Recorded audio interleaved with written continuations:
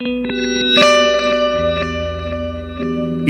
ang Broad Stream Cast Communicators, ang naiiba at kakaibang plataforma sa digital broadcast.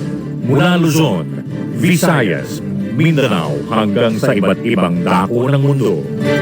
Broad Stream Cast Communicators, ang sandigan ng sambayanan mula sa walang labis at walang kulang na pagbabalita, paglilingkod, maglalahad ng mga mapagbuong komentaryo at usaping pambayan para sa kapakanan ng karamihan. Broad Stream Cast Communicators, tuwirang maglilingkod ngayon hanggang sa susunod na henerasyon.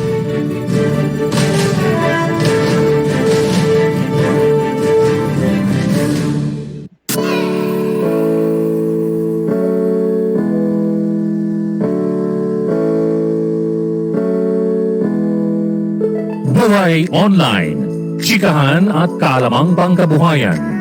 Ating tunghayan, pakinggan at tuklasin ang mga pangyayari at kaganapan sa mundo ng online. Buhay Online, Chikahan at kaalamang pangkabuhayan.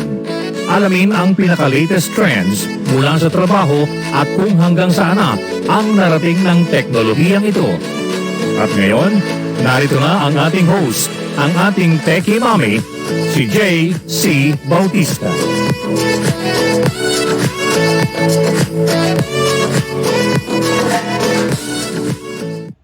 Hello, good morning. Happy Tuesday, everyone. Welcome po sa Buhay Online on a Tuesday, July 26 po.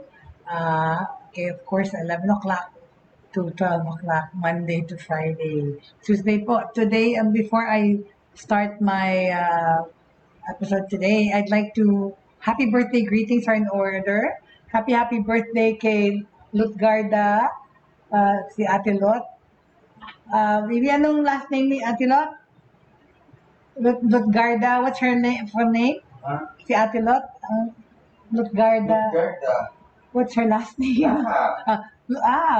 Lutgarda, si Ate Lot Lakap. Happy birthday to Lutgarda Lakap, who's actually in, where is she? She's abroad. But anyway, Ate Lot, happy birthday to you. Also, happy birthday to my nephew, Perry Bautista, my brother's panganay. Happy birthday, Perry, all the way dyan sa Australia. Happy birthday to you. And kung sino pa man na may birthday ngayong araw na to, magandang kaarawan sa inyong lahat. Okay? Happy birthday. It's it's 31 degrees here in Pampanga, and the days are getting hotter. So we expect talaga a very hot summer, although dito tayo nga sa Pilipinas medyo lamig-lamig pa compared to other countries in Asia na mas mainit. But meron pa rin minsan pag madaling araw, it's actually cool. We can still enjoy a cool breeze dito sa Pampanga kasi paano yung ulan. Biglang bubuhos yung ulan, tapos, sandali lang, tapos balik na naman. But at least, right, may ulan, di masyadong dry. No, not like sa America, diba? I was just saying yesterday, yun na naman yung forest fire. Really, it was really bad na naman sa California. Ulit na naman yung nangyari nung few years ago. Yung forest fires. Ito nagsispread ngayon dyan sa California. Sana natigil na nahinto na yung apoy. Anyway, I'd like to welcome everyone to the show. Hindi ko nakikita yung pangalan ko. Pasensya na. But, of course, trending yung nangyaring SONA yesterday. Of course, ng ating Pangulo, na bagong Pangulong Ferdinand Marcos Jr. It was peaceful, okay? So, but there were several things that people wanted to, yan po, yung workers present demands tungkol po sa in-expect na nila itong itong bagong administration na to, okay? Let's just,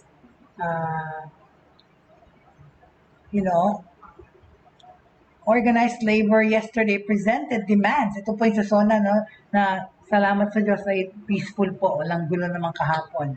Organized labor yesterday presented demands to the new Marcos administration but expressed doubt about achieving much improvement in their lives. Ayan po ang kontensya ng mga tao, no? hindi nila sila nag-expect much. Ito po yan. Ayan. Workers present demands, okay? They're doubtful na merong mga pagbabagong mangyayari. Sana naman positive naman yung outlook. But anyway, ang mga partido ng manggagawa, Chair Renato Magtubo, said that they want an outright wage increase as well as a change in the current wage fixing mechanism. Okay, Magtubo said that they are also seeking a package, okay, of universal social protection programs that aim to lower households' daily cost of living. Okay, he also called for a safer workplace, freedom of association, okay, and an end to red tagging and extrajudicial killings. Oo naman kasi huwag na yung ganun na palaging red tagging, komunista, tapos pinapatay, ano ba yun? However, Magtubo said workers are not pinning much hope on the hype of the Marcos administration of a golden era for the country, particularly for workers. Okay? Never has been there a golden age for workers under any administration. And neither will it be realized under BBM. Ano ba ito? Sinintensyahan nyo na kaagad na hindi mag-work? Ano ba yan? Or until full employment, a living wage, safe workplaces, and a healthy environment are achieved. Ito ang sinabi po ni Magtubo. If Marcos Jr. simply goes on as business as usual during his first SONA, the rest of his 6 years will be the same over and over again, or even worse. Okay? Kilusang Mayo Una Chair Elmer Labog said Marcos should address labor issues or face the workers' rage. Okay? The entire country will be focused and anticipating what Marcos Jr. will say about the labor crisis. This is because we haven't heard of any plan to address this despite him being in position for almost a month now. Itong sinabi nila Bog, no? If Jr.'s plan, the Bongbong Marcos Jr.'s plan is to continue what former President Duterte started, he may as well say he plans on continuing the abuses and hardships workers have been facing. Dahil hindi po nakabuti sa mga manggagawa naman. Ano lang, iba parang kapulisan lang at ano ang nag-benefit di ba? Social enterprises, yun ang mga tinaas na sweldo. Social enterprises. Meanwhile, civil society organizations led by Oxfam Filipinas have urged the 19th Congress to prioritize the passage of the Poverty Reduction through Social Entrepreneurship, or PRESENT, bill to help more Filipinos recover faster from the COVID pandemic. At the heart of the proposed social entrepreneurship bill is the aspiration para tulungan yung mga miyembro of low-income communities and vulnerable groups, especially yung mga kababaihan, para sila makakuha ng so that they can earn a decent living and escape poverty. Oxfam Filipinas Country Director Lot Felisco said in a press statement yesterday. Felisco pointed out that despite the comprehensive assistance that social entrepreneurs have been extending to the communities that they serve, such as training and jobs creation, entrepreneurship support, and market intermediation, they still face many challenges with the current policy environment. Social enterprises are forced to fit into the mold of for-profit businesses or non-profit organizations, but they are neither. Okay? Sabi pa ni Felisco, it was high time to recognize a social enterprise as a different entity altogether that requires its own set of definitions at saka assistance. Okay?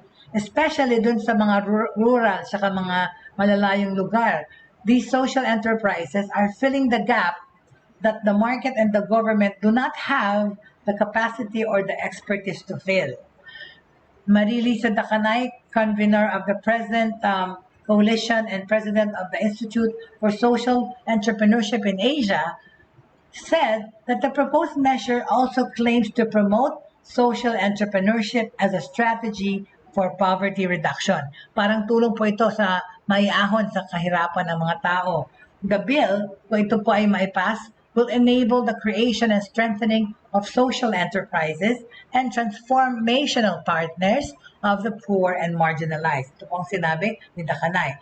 She also pointed out that even without systematic government support, social enterprises have grown from 30,000 in 2007 to more than 164,000 before the pandemic.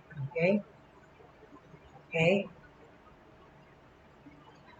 With systematic government support, a vibrant social enterprise sector can address poverty on a grand scale while ensuring inclusive recovery from the COVID-19 pandemic towards accelerating the achievement of the Sustainable Development Goals of zero poverty, no hunger, reduced inequality, women's economic empowerment, and building resilient and sustainable communities. Ayan po ang goal, okay? Ideally, all right? Sinabi pa ni Dakanay that they are now collaborating with the Department of Trade and Industry for the creation of a database of social enterprises after the Micro, Small, and Medium Enterprise Development Council recently passed a resolution recognizing social enterprises as the partner ng gobyerno in poverty reduction at inclusive recovery. Okay? So with a clear picture and where social enterprises are in the Philippines, we can put together distinctive and systematic government programs, services, and incentives to support the development and growth, okay, of mga industries, mga negosyo dito sa ating bansa. Okay?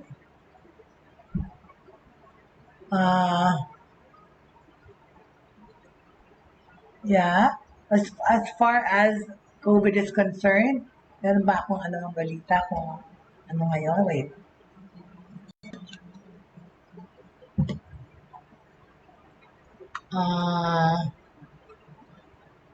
The COVID situation.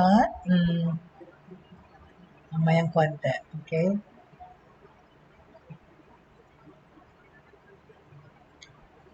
With regards to the fire in California, okay, yung sunog na kumakalat, alright? As of today, firefighters began to slow raging California wildfire kasi nalalapit to sa Yosemite, masisira yung Yosemite where those big sequoia trees are. Doon kami nag-camping nung araw. The firefighters on yesterday finally started to control California's largest wildfire so far this year, halting its eastward expansion towards nearby Yosemite National Park, while thousands of people remained under evacuation orders. Okay? The Oak Fire expanded rapidly since it began on Friday pa lang po ito.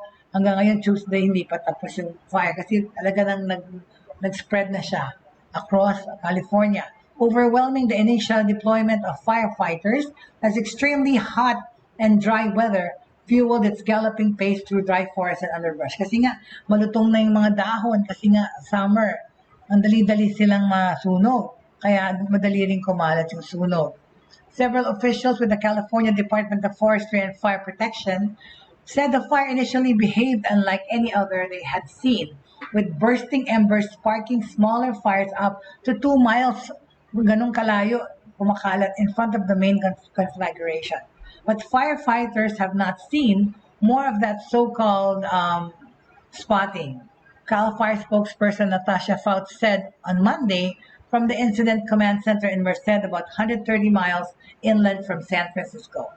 The absence of other major fires in the region enabled Cal Fire to concentrate on 2,500 firefighters na nakatutok doon sa blaze, and the lack of wind allowed for the continuous use of aircraft to drop water and fire retardant. Lahat na po ginagawa yan.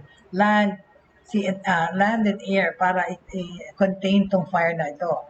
It was a perfect storm of a good kind, said Hector Vasquez, a CAL FIRE spokesperson at the command post in Mariposa, California, closer to the fire. The northward direction of the fire was taking it into the Sierra National Forest, but no longer in the direction of Yosemite. Okay? So na-divert na nila yung daan nitong fire. Kesa tumulay sa Yosemite, maruwan yung magandang camping site or tourist spot, Yosemite. A grove of Yosemite's giant ancient sequoia trees that come under threat from another wildfire weeks ago. The Oak Fire grew to 6,791 acres, okay, or 6,795 hectares by Monday morning, an increase of 1,200 acres overnight, and more than half of the size of San Francisco. Oh my God, ganun na yung kinakalat. The fire had more than doubled its size from Saturday to Sunday. It was 10% contained on Monday compared to 0 on Sunday. Since starting on Friday, the fire has chased more than 3,700 people from their homes. Wes Smith, a Mariposa Country Chief Sheriff Deputy Officer, said his wife Jane lost their home of 37 years. Their son Nick wrote a GoFundMe page. It is devastating to lose everything literally in the blink of an eye without notice. Okay?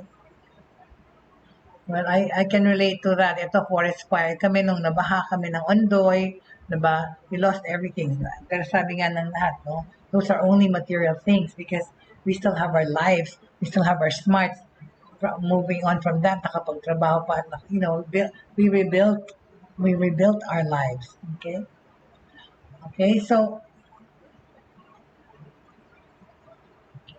sa Amerika naman regarding COVID, okay, sabi ni President Biden, symptoms, siya kasi di ba nagka-COVID, yung kanyang COVID, wala na raw siyang halos symptoms. Symptoms almost resolved. Biden says he's feeling great kasi na-COVID si Bongbong Marcos, na-COVID din si Joe Biden, okay? But on Monday, yesterday, he said he was feeling great as he recovers from COVID-19 and that he expected to end his isolation and return to normal working conditions by the end of the week. Okay? So yan po, mabuti na yung President ng Amerika dahil nagka-COVID siya. Mm-hmm.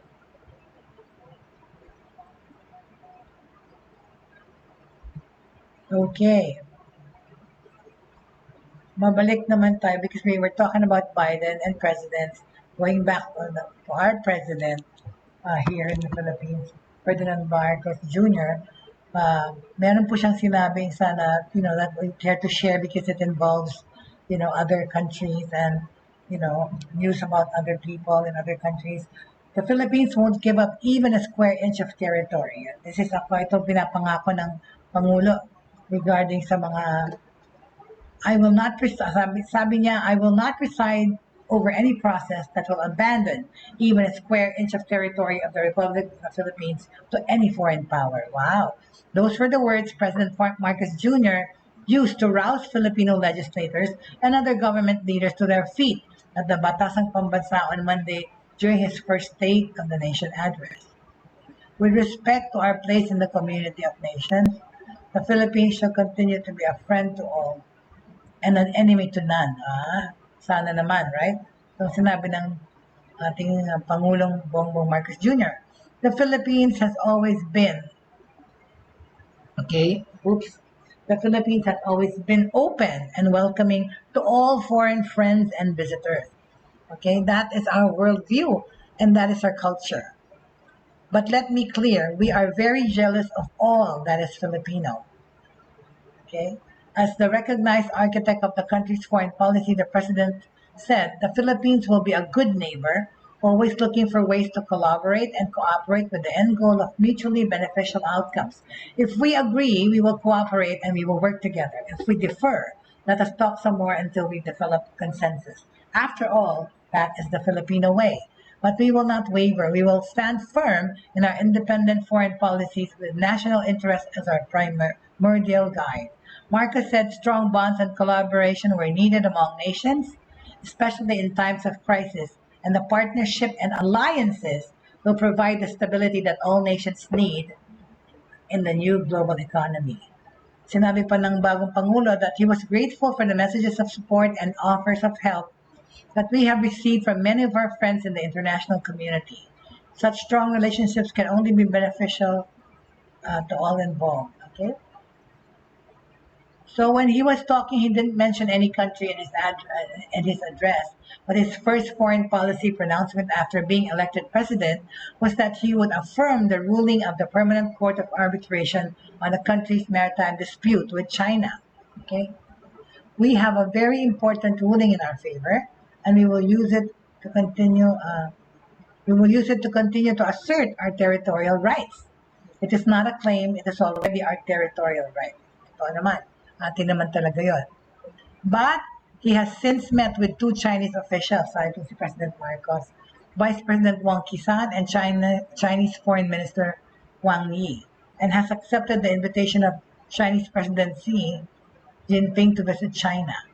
The president outlined his foreign policy shortly after Vice Administrator Alberto Carlos, the highest-ranking military official who oversees security in the Kalayaan Island Group, tsaka sa West Philippine Sea, with Chinese Ambassador to the Philippines Wang Xilian.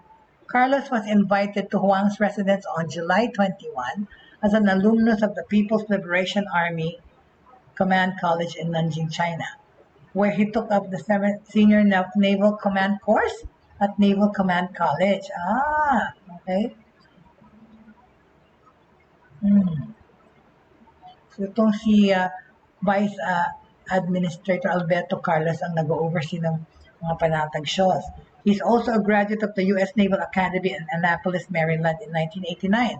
Carlos is the most senior Philippine military official to have studied in China. Having been accorded the privilege to study and interact with my contemporaries in the U.S. and China, gives me a good perspective of Western and Eastern influence. Perhaps a good tool in reinforcing current efforts of promoting peace, coexistence, and development in the Philippines. Okay? Wang said he exchanged views on the China-Philippines friendship with Carlos and looked upon a better future for our bilateral relations. Okay? So, syempre, no, with that being said, no, we're just hopeful na it will stop, right? We're just hopeful that, they will give us what is our land, finally. Kasi, yun nga, sinabi ng Pangulo, hindi siya papayag even a square inch ng teritoryo natin mapunta sa mga dayuhan. Okay? Very good. So, we brushed on gender equality yesterday in the workplace. We shall continue that regarding that on Thursday when I have guest panelists here to also answer your questions about that gender equality and everything else. Okay? So i-postpone ko muna na yung pagtuloy ko tungkol sa kwento ng gender equality kasi tumutok muna tayo dito sa mga ibang mga concerns at mga questions that I received that needed clarification or needed information. Okay? First off, let's talk about the booster muna. The shots muna pala. Low vaccination booster turnout may lead to over 19,000 daily COVID cases by August if we don't stop.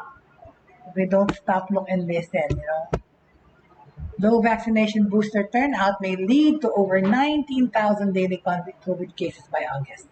Huwag naman sana, please, okay? We're just starting to enjoy our, ano ba itong mga to na nag-i-intrude? Okay? What am I doing? Hold on a second. Something's blocking my computer. Okay. So yeah, low vaccination booster turnout may lead to 19,000 COVID cases by August. The number reported COVID-19 infections per day may reach as high as 19,306 by August 31. If vaccination and booster rates as well as compliance to medical public health standards do not improve, okay? Nahihirapan kumuha ng mga resulta kasi mahal. If both vaccination and booster shot numbers improve, however, the daily cases may hover between 6,000 to 8,000. Okay? Based on the latest projections and the current case trends, the number of detected cases at the national level are projected to be on a continuous uptrend, with an estimated 19,306 cases reported daily by August 31. Itong sinabi ng DOH. However, with the improvement of vaccination and booster rates and MPH compliance, cases may be slower and more controlled at about 6,094 to 8,346 cases by the end of August. Okay? Despite the increasing number of infections, DOH has assured the public that it is currently focused more on admission and hospitalization rates in determining an area's alert level. Okay. All right. So it is also assured that available COVID-19 treatment and the availability of vaccines, we now have the capability to reduce the vulnerable population and keep hospitalization and fatalities to a minimum. Pero yan naman papansin na ngayon yan. Like dito maraming hospital na malapit. But there are days na puno rin. But then, mga days naman iba, hindi sila nag-aantay. No? Okay? In line with this, the Department of Health reiterates the need to continue wearing of best-fitting face masks, isolating pa rin, and informing our close contacts when sick. Dapat importante kung sino yung mga nakasama niya lang sabihan okay? Doubling up protection via vaccine and ensuring good airflow to control the spread of the virus. Okay, all right. If such factors will be adhered and implemented to ourselves immediately, a decline in cases may be observed sooner. So, sundin lang po natin yung magmaskara, okay? Sundin pa rin yung social distancing kasi nga yung Omicron highly contagious, okay? If the factors will be adhered and implemented by ourselves, immediately a decline in cases may be observed sooner. Okay? The DOH previously predicted that cases may reach as high as 17,000 by the end of July. Well, nasa sana ba tayo ngayon? Kasi as of July 25, okay, which was yesterday, cases nationwide was at 27,625, including 2,778 new infections. The country's overall caseload so far is at 3,755,403, with 3,667 and 84 recoveries and 60,694,000 deaths. Okay, this is based on the COVID tracker. Okay. Okay, enough said about that. Hold on a second. All right, so, okay. On this note, I'd like to greet everyone again. Thank you for coming to Buhay Online and joining me today. Wala pala akong water. Hello. All right, so yeah, I said that our gender equality issue topic will be moving it to later in the week. Okay, so what else do we have on our plate? Okay, aside from the workers demanding a lot, we already took them. Okay, I want to, since we're in the subject of the Philippines and Filipinos, okay, there's a certain, diba, lately, sobrang nag-proliferate yung mga online resellers saka yung negosyo ng online lumakas ng lumakas. But yung Filipinos are also known as mahilig talagang mag-shopping online. No? Let me talk about this a little bit. Okay? Guilty ako dyan. Pinoy shop online more than in store. Totoo? Tama, mali. Can I ask for a favor lang po to my beloved? Na kasi wala na pong excuse me lang, I'm just gonna ask you, excuse me, can I just please, kasi I'm the drive. Thank you so much. Ayan, very good, thank you very much.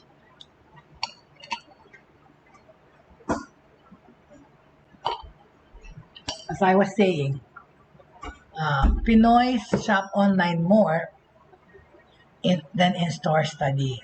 More than in-store. Ito sabi ng studies. Filipino consumers are returning, sandali nga, ayusin ko lang to. That? Filipino are returning to in-store purchases. Totoo naman. Yep. But their digital shopping habits formed during this pandemic continue to be higher. Okay? Totoo naman, di ba?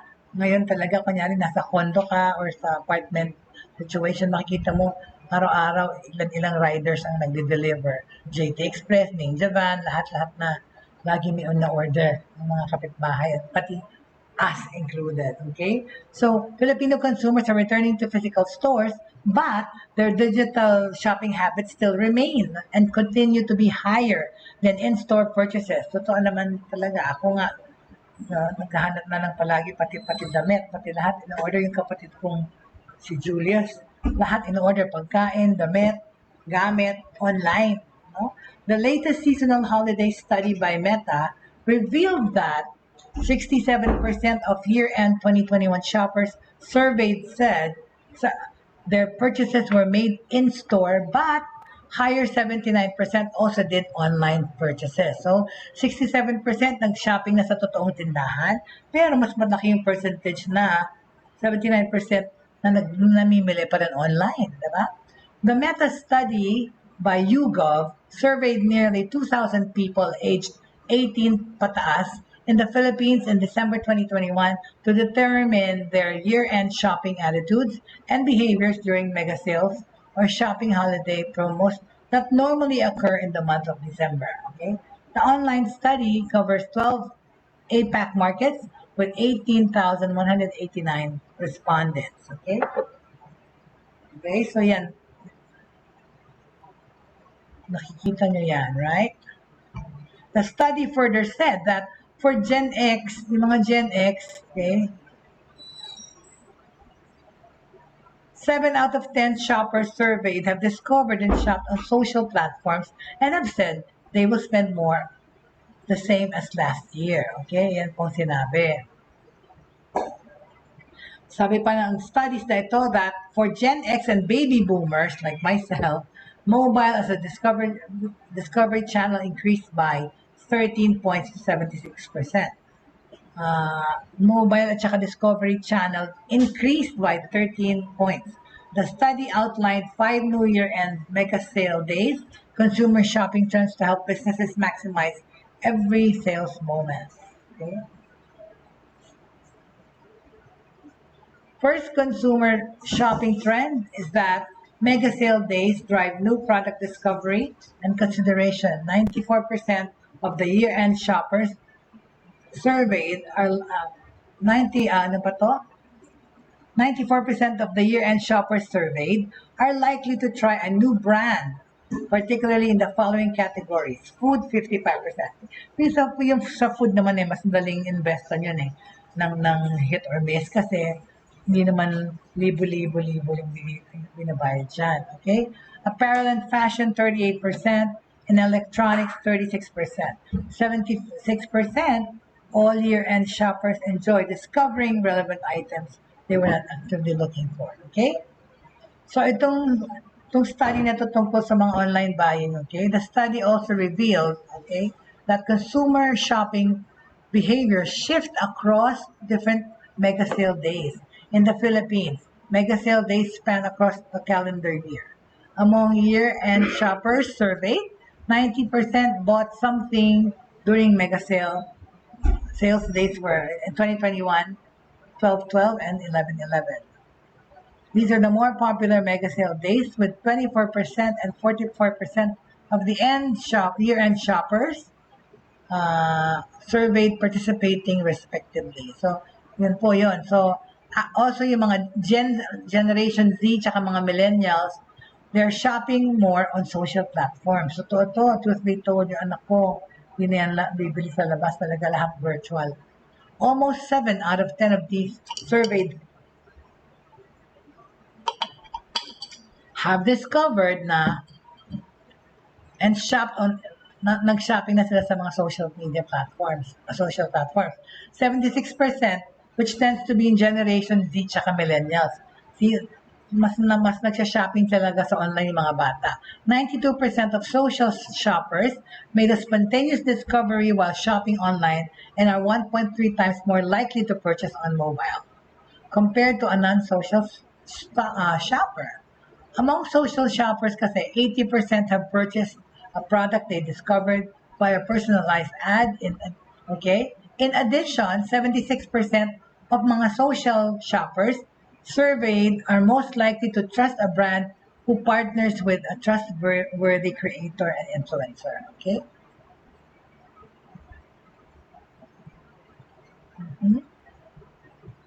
time na I will just check on something. Alright.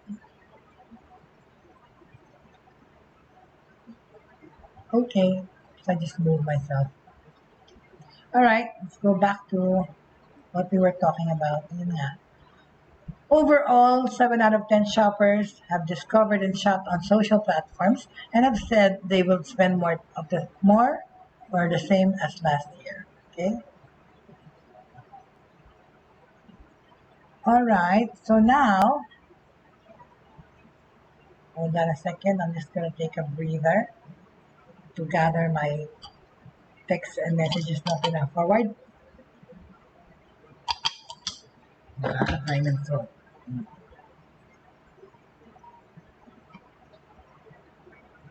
Okay. So, from that, okay, let's move on to, hold on. Ano na naman yan? My computer's acting up. I can't see anything. There you go. Okay. Alright, so now, we're going to address some health regarding health, mga tips for health na pwede nating magawa, lalo na itong pandemic na ito na nakakulong pa rin sa bahay, alright? Let's talk about these things, okay?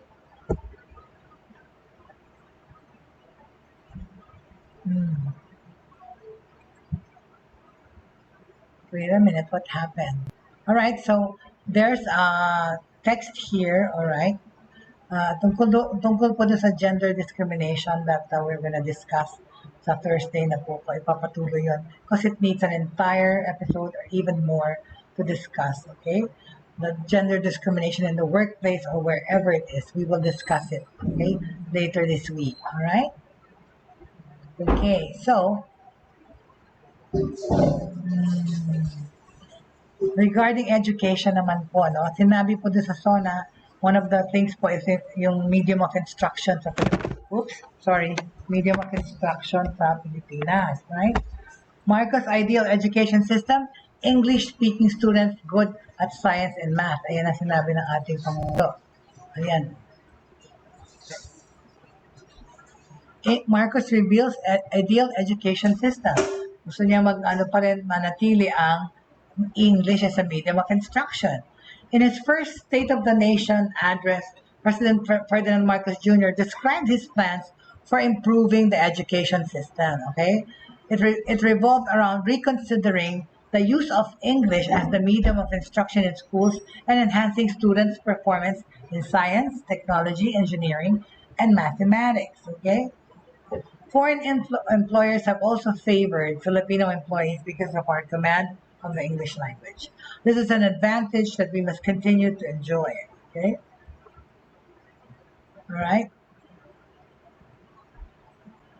Also, part of Marcus' argument for using English to teach students is the internet, which he called the global marketplace, not only for goods and services, but also for ideas. Okay? Therefore, the question of our of our medium of instruction, okay, is now in question. Kasi part ng argument ni President Marcos for using English is to teach students in the internet, which he called the global marketplace, not only for goods and services, but also for ideas. Okay. Therefore, the question of our medium of instruction must be continuously re-examined to maintain that advantage that we have established as an English-speaking people. Kaya naman pala, diba, medyo naapektuhan ito pandemic talaga yung education eh. Kahapon nga na-interview ko lang si John Hendricks, yung 13-year-old son ng aking fiancé. And he was saying, so public school, English naman yung medium of instruction on most of the lessons, like math and science, hindi Tagalog.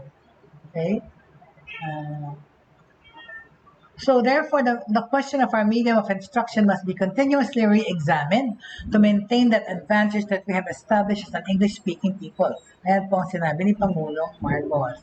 Filipino Advocacy Group Tanggol Wika on June 21 proposed the President's plan to use English as the primary medium of instruction in basic education, calling the policy illogical. Other than insufficient funds for public education, the government's perennial obsession with the forced use of English in education is to blame for the current mess we are in. Okay? But anyway, maybe she needed a respite naman. The K-12 program includes mother tongue-based multilingual education, MTBMLE, where students are taught in their mother tongue for all subjects. Naloka ko din sa mga bagong subject na yan. Kung meron akong papaturo na anak sa akin magpa-tutor, sa mga mother tongue na lesson, sorry, I'll be bokya siguro. So the MTBMLE, where students are taught in their mother tongue for all languages, for all subjects, my gosh, except Filipino and English, from kindergarten to grade 3. English is used as the primary medium of instruction starting grade 4. Shh! Stop it. Napakaingay ng aming pusa. Ay. Shh. Palabasin lang lang yan. Anyway, in MTBMLE, students grasp basic concepts and lessons in the language they understand best, which is their mother tongue, okay? And develop a strong foundation in their mother language before adding additional languages. Ibig sabihin po ng mother tongue, like dito sa Pilipinas, di ba, may 7,107 islands and counting, kung may sorry sila sa atin. But anyway, yung medium instruction has always been English, but then nag-incorporate nga ng mother tongue learning, which is kung ano yung dialect mo sa province mo, right? Yan sinasabing mother tongue language, okay? In 2019, okay, study showed that the state think tank Philippine Institute for Development Studies found out that MTBMLE's implementation has largely been faulty. It pointed to problems such as linguistic diversity in the classroom, with some students knowing more than one mother tongue, as well as procurement and funding issues of learning materials. So, yan po ang problema doon, di ba? Tapos yung mga ibang mga subjects talaga na parang posible kong maintindihan to kung Tagalog. Science and math, okay? President Marcos mentioned in his speech that the country must improve its international rankings in STEM subjects, okay? These skills and knowledge are necessary for our young people to be able to compete in highly technological and competitive world. Ito po sinabi ng Pangulo. Among 79 participating countries, okay, the Philippines scored the second lowest in math and science. Noon, ang galing-galing ng Pilipinas sa math, ano nangyari? 2018 pa, lumuma na tayo. In 2018, Program for International Student Assessment, ang PISA, is a study, ano po dyan, ang assessment po ng 2018, kasi tayo ng pinaka-lowest, second to the lowest score, imagine nyo, sa math and science. In the 2018 Program for International Student Assessment, yung PISA po yun. A study by the Organization for Economic Cooperation and Development. Anong ginagawa nito? Nag-assess ng students' knowledge, reading, mathematics, and science. Okay? Yung DepEd naman, noong 2019, said, yung mga resulta also reflected students' poor performance in the National Achievement Test. Hala. The raw talent is there in our young people. It is up to our educational system to develop and to refine that great pool of talent, okay? More Filipinos need to pursue a career in STEM, which is, yung IT mostly, according to a 2020 study, all right? By State Think Tank Philippine Institute for Development Studies, yan po ang nagpalabas noon. Its projections estimate that by 2025, okay, the country would be short of 13,964 workers in the life sciences, okay?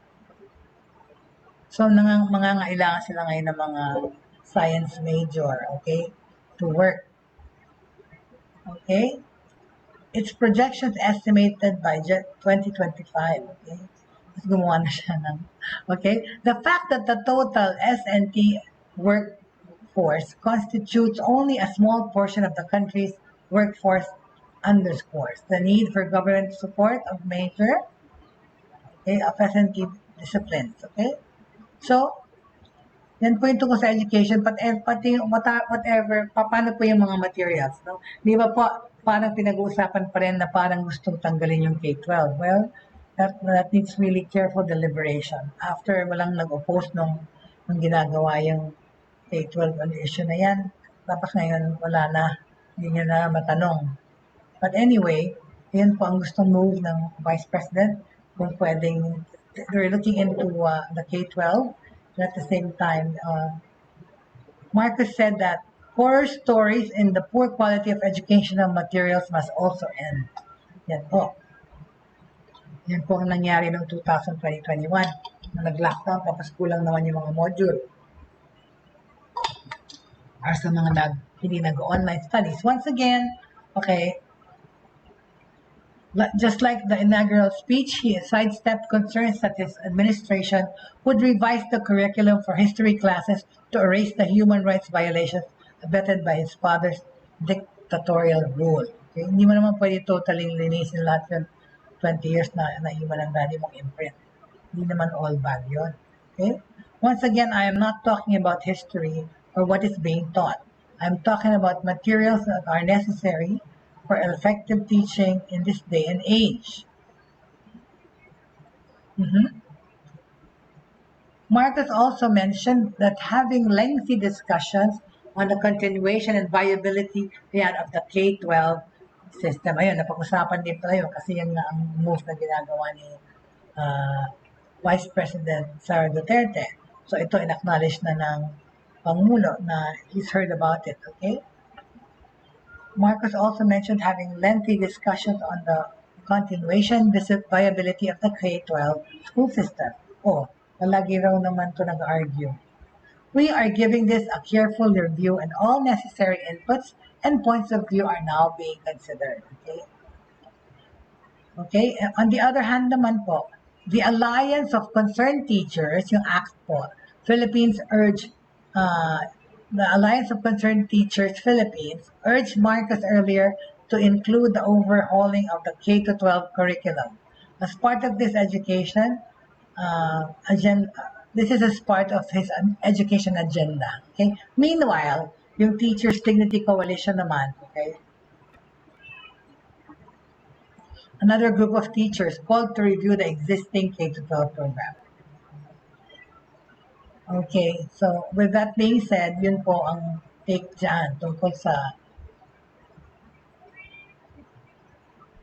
okay, hindi naman sila ang pupuntahan. So that ends that thing about, the medium of instruction being English. I think it's good that way. Don't you think so? Parang ang hirap explain naman yung science at saka ang hambang science. And, hindi ko na alam. yung ano talaga, ng ano, ang mga tao kasi, a lot of the, like the online education, no? Most of the ESL schools, mga from China, natin na yun, mga from Korea, from Japan, most of them get Filipino teachers, Filipino English teachers. Bakit? Because nga, you're known to be an English-speaking country. So that's why, iniisip na, at saka, di ba, we all learned na ang medium of instruction is English, especially akong mga gantong age, no? I learned to speak English from my house, but what I learned, all my lessons in English as the medium of instruction. So, dapat ganun din. Kasi, yung Tagalog natututunan na yun naturally eh. Pero yung English, you have to use it so that you won't lose the ability to do so, okay? Foreign employers have also favored Filipino employees because of the command of the English language. Kaya nga, tayo in demand, kahit sa mga call center at kahit sa mga online teaching. This is an advantage that we must continue to enjoy. And yan lang naman ang sinabi ni Marcos, okay? Also, a part of Marcos' argument for using English to teach students is the internet, okay? Which he called the global marketplace, not only for goods and services, but also for ideas, okay? Totoo naman yan, okay? Therefore, the question of our medium of instruction must be continuously re-examined to maintain the advantage that we have dahil tayo ay kilala sa ganon. Pwede na lang natin ulit ipagbuti kasi nag-deteriorate yung quality ng English ng Filipino, right? That's because of the emergence of texting. Putol-putol yung pag-text, di ba? Maiigsian para maintindihan. But, you know, naging, ayun, math at saka English, mababa tayong rating samantalang before. Magaling, you know? Because, yun na nga, hindi na English yung medium of instruction. I think, sinabi sa akin ni Hendrix, elementary to a certain point, Tagalog yung lessons. Pero from junior high and up, yung medium of instruction, English na daw.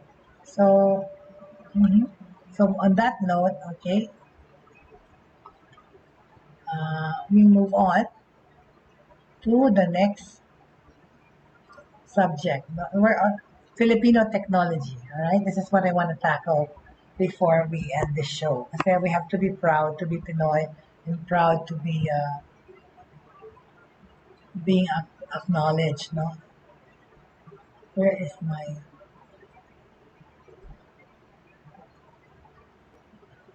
Okay.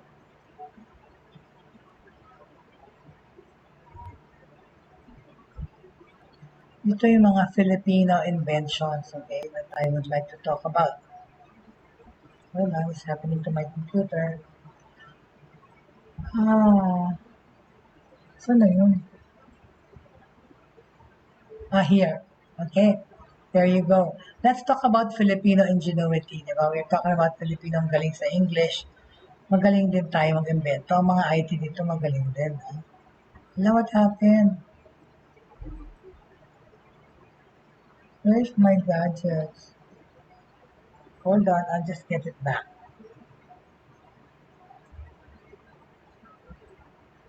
Wala eh.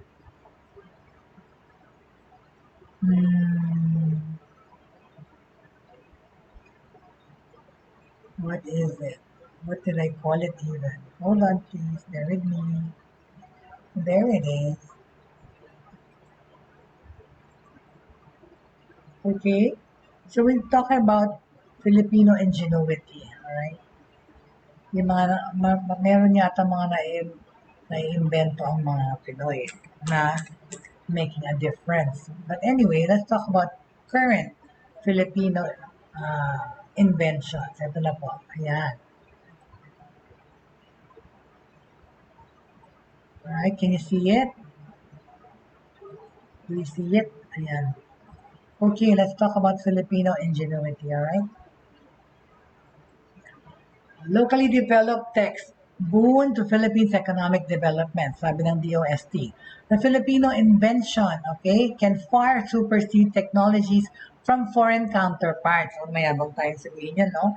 At least in the eyes of GCAR Machine Solutions, or GECAR, a partner of the Department of Science and Technology Metals Industry Research and Development Center. Napakahaba talaga nun sabihin. Pwede ko sabihin DOSTMIRDC. Kasi sobrang haba ng title ng ano na yan, no? Anyway, sandali nga. Let me just check on something. Because nasa na si Ali? Hindi ko pa nakita si Ali. So again, happy birthday, Ate Lot. Happy birthday to Perry. So as I was saying, yung Pinoy invention, no? Magaling na ang Pinoy mag-invento na ang ating technology, mahusay na rin. Wait a minute, what happened? Yeah, locally developed technology, alright? Ito, makikita nyo na ito sa picture, oh.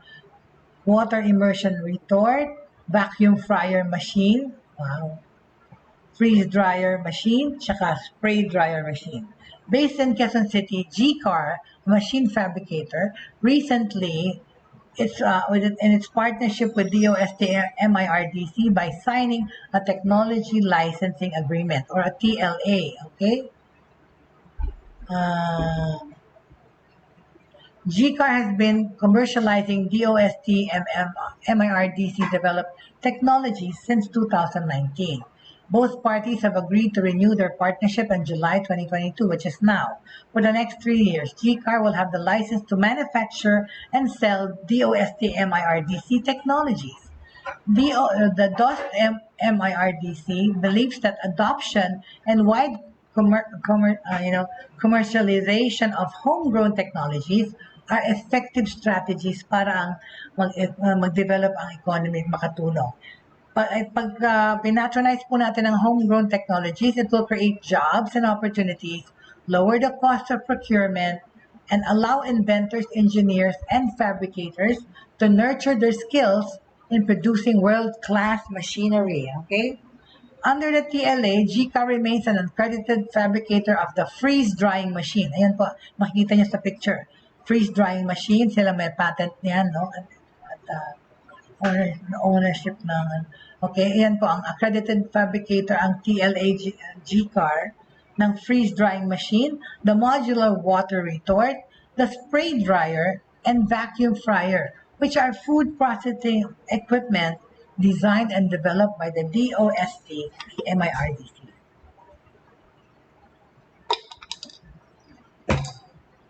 Okay.